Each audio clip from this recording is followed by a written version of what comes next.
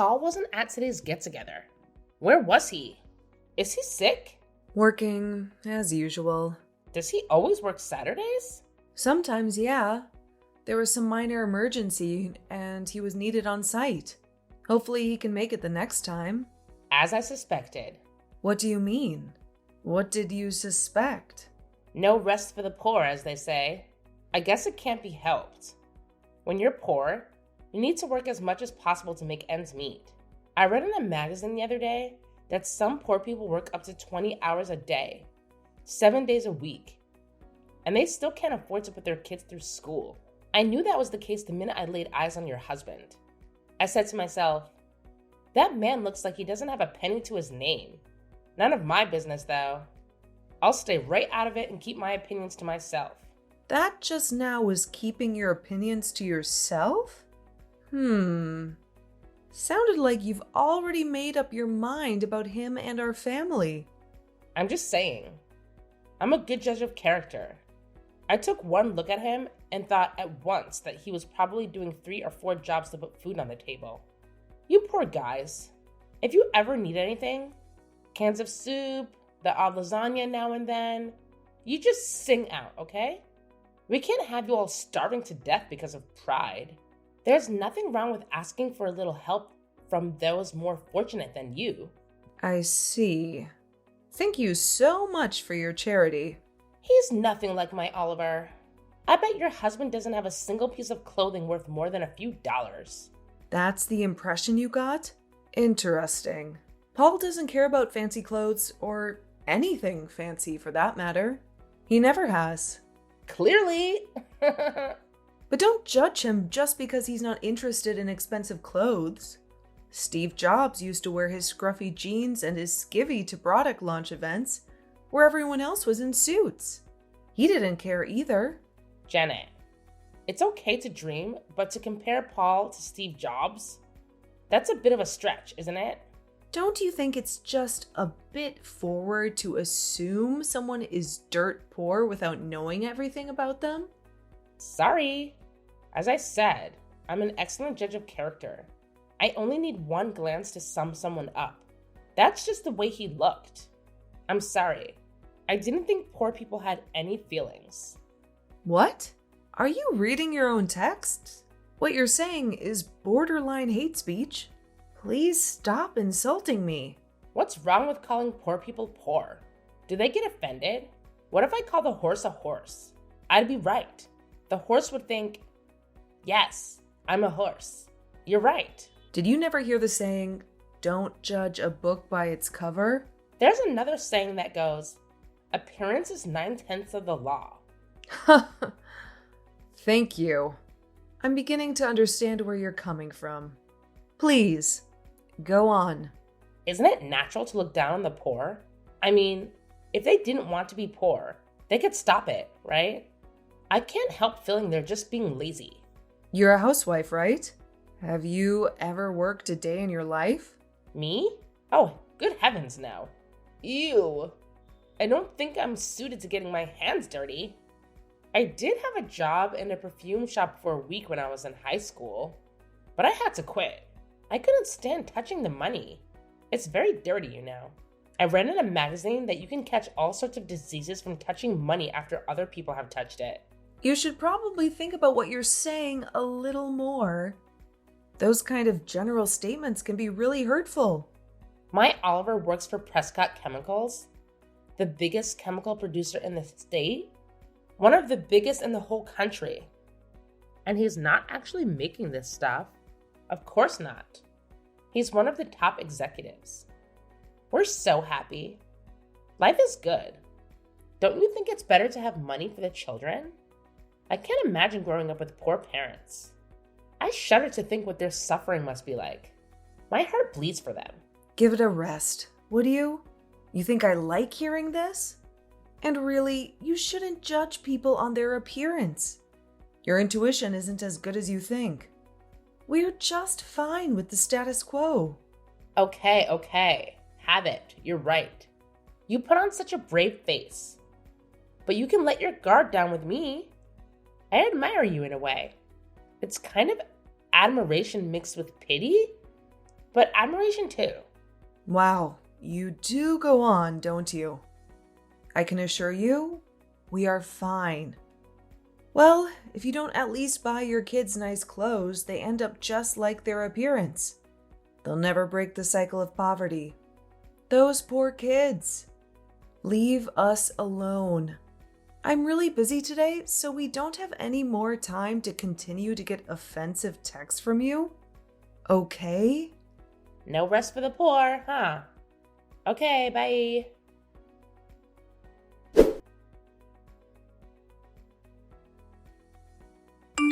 Montana, have you got a moment? Did you take my family's name off the list for the next gap together? Why did you do that? Oh, I didn't think you'd be able to make it. What? Well, you guys are struggling to get by, so I just assumed the fee we collect from each family would be a bit much for you guys. I didn't want you to have to break the bank to come. That money would probably be better off spent on the kids, wouldn't it? I thought I'd spare you the shame and embarrassment of having to tell the others the reason why you couldn't make it. And don't worry, your secret is safe with me. If anyone asked, I'll just say that one of your kids has the flu, something like that. You should be thanking me for looking out for you. I've got your back, Janet. And I mean what I say about you guys asking for help. We're always ready to lend a hand to the less blessed in our community. What are you talking about? Don't just go assuming things without even asking, okay? Our mothers have asked me why you would do such a thing. Well, I just don't like poor people. I want to help you realize that it doesn't have to be this way. I said we'd help you if you needed it. But it's more to help you realize the situation you're in and help push you into action. I don't like the poor. They bring me down every time I see them. By some miracle, you've managed to make your way into our group. I thought it was very odd, such a poor family being a part of our group. But it is what it is, and I'd like you to try and pull yourself up from the poverty you're in. It can't be very pleasant, living like that. I'm not following you at all. You've imagined some poverty-stricken family that you seem to have conflicting feelings about. All 100% of creation of your own mind. Based on nothing but seeing my husband wearing clothes that weren't designed by some famous Italian. You know nothing about my family. You just made up your mind about us based on nothing. And now you won't even keep me in the loop on school events? Taking me off of the list of participants? That's going too far. I've had enough of this, Montana. I will not tolerate the poor being a part of our circle. It's not right. Either you do something about your situation or you're not welcome.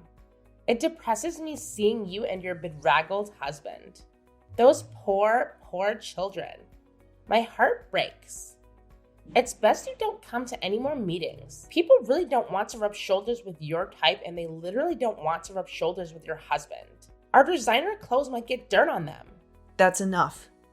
You don't have a shred of common decency in you. All this acting like you want to help, and then the next text you send is a direct attack on my family and your preconceived notions of how we live our lives. I could say the same about you. You could? How so? You're dirt poor, and yet you think you have the right to join our group. That's not how it works, Janet. You're being very presumptuous to think we would welcome someone of your low status into our group. Some of the families in our circle are practically local royalty. Have you ever seen the kind of cars the children are dropped off in? I still have no idea how you managed to send your children to our school. It's a total mystery. Is there some kind of outreach program? A secret scholarship for the poor that I'm not aware of? That really is enough. Your lack of grace and compassion is mind-blowing. How did you become such a snob? Mind-blowing? I think you'll find my way of thinking is the majority. I have the support of all the other mothers in the group. You're the lone wolf. Need I remind you that my husband is an executive at one of the biggest companies in the state? I did tell you that, didn't I? Your husband's job has absolutely nothing to do with how you treat other people. I think you'll find it does. We're the elite of the city. We have the right to exclude those who don't live up to the high standards expected of members of our group. What does your husband's job have to do with you having no common sense or decency? I'm failing to see the connection. What right do you have to say anything? Your husband works part-time at a 7-Eleven, right? That's the way he looks. He's the vice president of the company your husband works for. He's your husband's direct superior. Oh, really? That's a good one. Oh, Janet, that kills me. You really are in a terrible situation, aren't you? Poor and not all that right. I guess it's just a vicious cycle. The poor and the uneducated are doomed to be that way forever. It's just so sad. The poor have decided that that's the way the world works and they accept it. But don't you feel an obligation to do better for the children? It's not their fault they were born into a poor, stupid, and lazy family, is it? They are innocent. But I suppose poor parents raise children to be poor adults, and it just continues. Endlessly. Do you ever stop harassing people? Who gave you the right to talk to people like that? I'll say it again. My husband is the vice president of Prescott Chemicals. He's your husband's boss. What? Yeah, right. It's a family business. The whole company and all of its subsidiaries are owned by Paul's family. Did you ever ask what my family name is? I've seen it written on school lists before, but it's a common enough name. There are 2 or 3 other Prescott families that are in the school. Nothing out of the ordinary. And those families are rich. The kids are dropped off in McLarens and Bugattis. Those 2 or 3 families are all part of the same Prescott family. One of the fathers, Paul's cousin, is a board member, and one of the mothers, Paul's older sister, is the CEO of the pharmaceutical branch. There are actually 2 more families you may have overlooked. Margaret Wake. Of course I know Margaret. She's been the head of the PTA for the last 3 years. She's Paul's little sister. She's also a board member. Karen Evans. The area school commissioner? Paul's cousin. She also owns 30% of the entire company. Oh, God. I knew your husband was working there. I just didn't say anything. Paul says he's a great executive and a generally nice guy. I didn't want to cause any problems between our husbands when they seem to have a genuinely good working relationship. No need to burden them with such trivial nonsense. But you've gone too far, Montana. Your prejudice has made you into a nasty, toxic person. You're lying. You aren't serious, are you? You're just making this up out of spite. Right? I'm not making up any of it. Until now, I didn't see the need to make this information public. But I won't be the target of your personal crusade against the poor. You seem to be bent on broadcasting your wealth and self-perceived elite status to anyone who will listen, while looking down on those less fortunate than you. And yet my husband has been your husband's boss all along. And you will have, of course, heard the name Hugh Prescott II. The president. Yes, of course. Think about that for a moment. Is he Paul's father? You got it. You gotta be joking.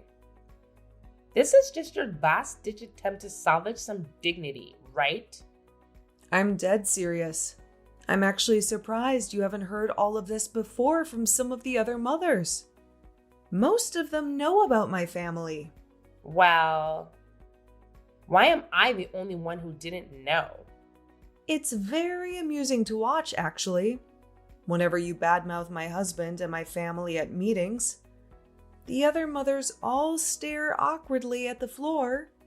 At first, it was baffling as to why you didn't notice. But now I can clearly see that you're so stuck up and established that you are incapable of noticing anything that happens around you. It's like you're in a little bubble. All you can hear is your own voice. I didn't know. Why didn't anyone tell me? You only moved to the city last year, right? I guess you just didn't ask enough questions. Didn't care about others? You'll have to ask yourself that one. But you took one look at my husband and decided he was poor. Didn't care for the children. And we were doomed to live our lives in poverty. You badmouth me and my family without knowing anything at all. I haven't ever told Paul about how degrading you've been to me and my family. But this time, I can't keep my mouth shut. I can't let you get away with this. No. Wait a minute, Janet. Don't do that. That's not a good idea. We don't need to get the husbands involved. We can sort this out. Just you and me. This can't have any effect on my husband. He hasn't done anything wrong. This is between you and me, right? Your husband has done nothing wrong. As I said, Paul and the rest of the board are very happy with him. He's an excellent worker. But I'm going to tell Paul about this. It's all here in your texts.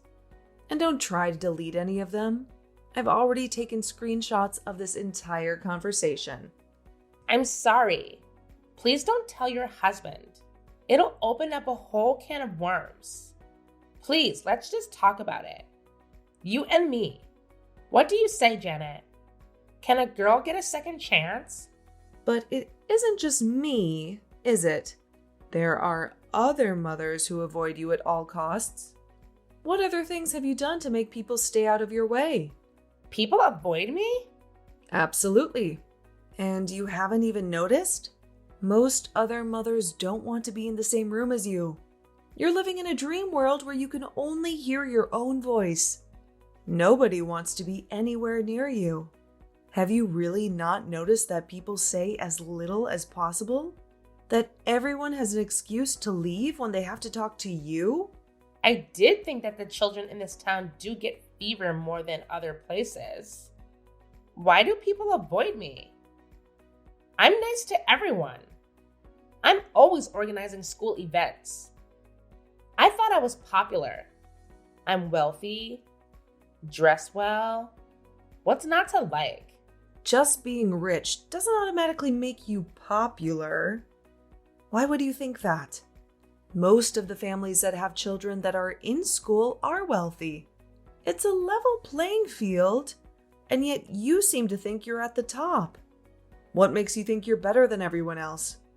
Or is it some insecurity that makes you want to assert dominance over those less fortunate? You thought my family was poor, so you focused all your attention on me. Did it make you feel better to be so patronizing? Oh, and Montana? Just one more thing before I let you go. What else could there be? I know you've been seeing the third grade teacher, Mr. McCarthy. What? What are you talking about? There are witnesses. And photos. That's an outright lie. Oh, really? They've been shared amongst the mothers group.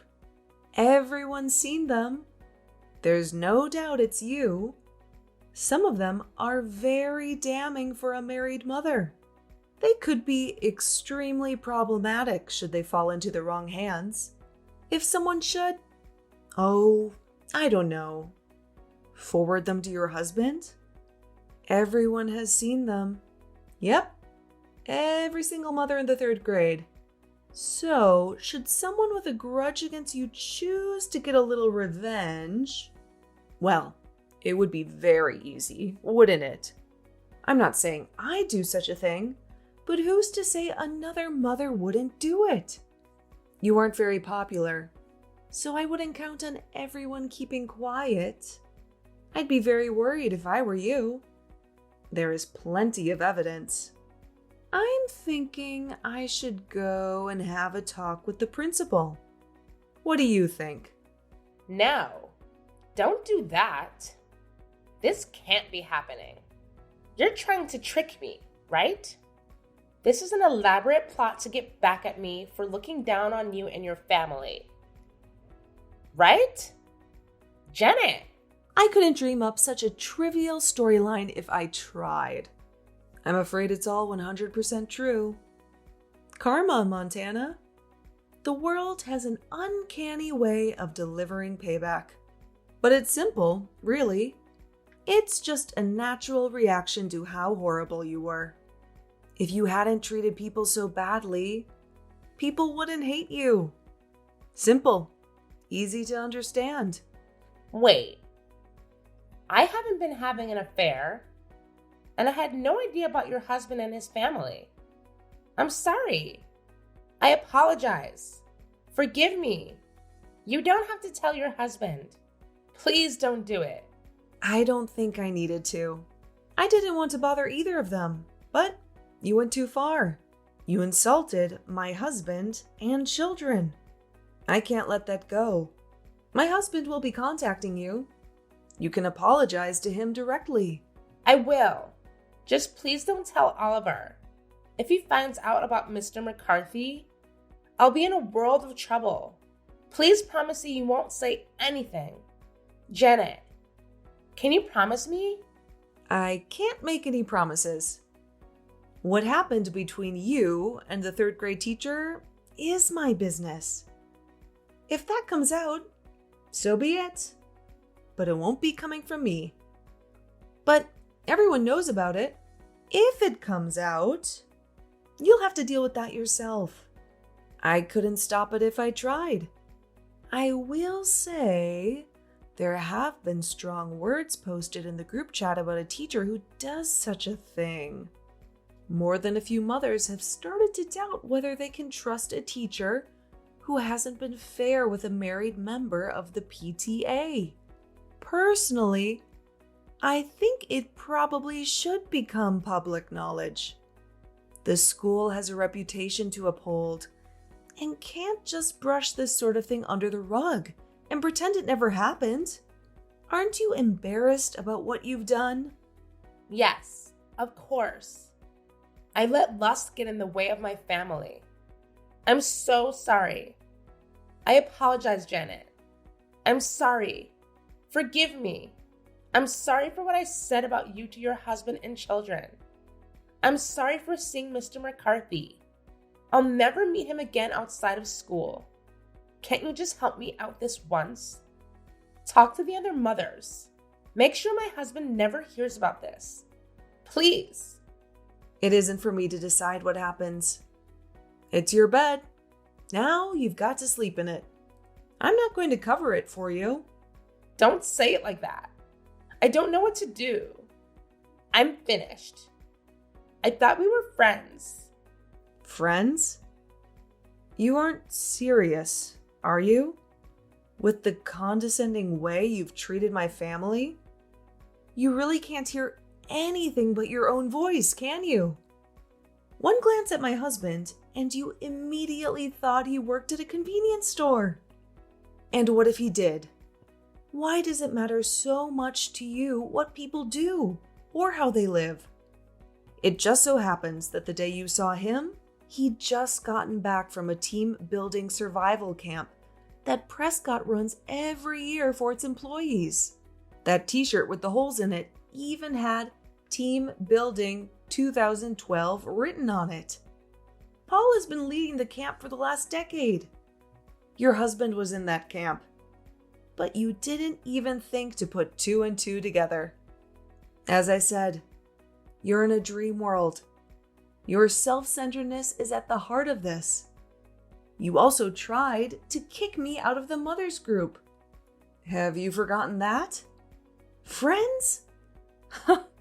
Why on earth would I consider you a friend? Sorry. That wasn't what I wanted to do. I was trying to help you. Remember they were all lasagna?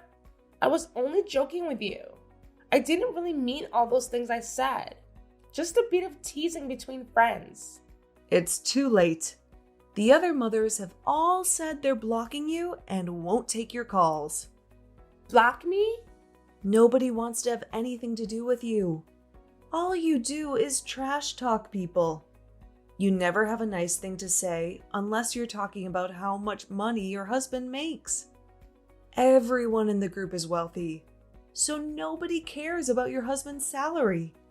And just for the record, I know how much he makes.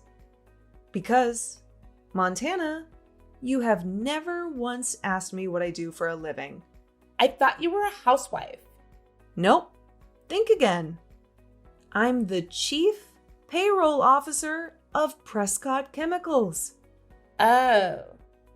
All you do is look down on and criticize people. And to top it all off, you have an affair with your children's teacher? Can't you see yourself? Take a step back and look at how you've behaved. It's atrocious. I regret it all. I repent. I'll never do it again. I'll resign from the PTA. I'll never leave the house again. Just please help me. If those photos get sent today, he'll divorce me. I'll lose everything. I think you need to have a good long talk to your husband. Confess. Who knows? Maybe he'll forgive you. All will be revealed in the end. It's better he hears it from you rather than someone he doesn't know well. We are going to tell the principal, though. Stop them, Janet. Don't go to the principal. I'm done with Mr. McCarthy. I'll finish it right now. I'll text him. Don't make this worse than it already is. If people actually liked you, they might consider keeping it a secret. But it's too late. Goodbye. I'd say good luck, but I don't care what happens. I'm blocking you in 3, 2, 1.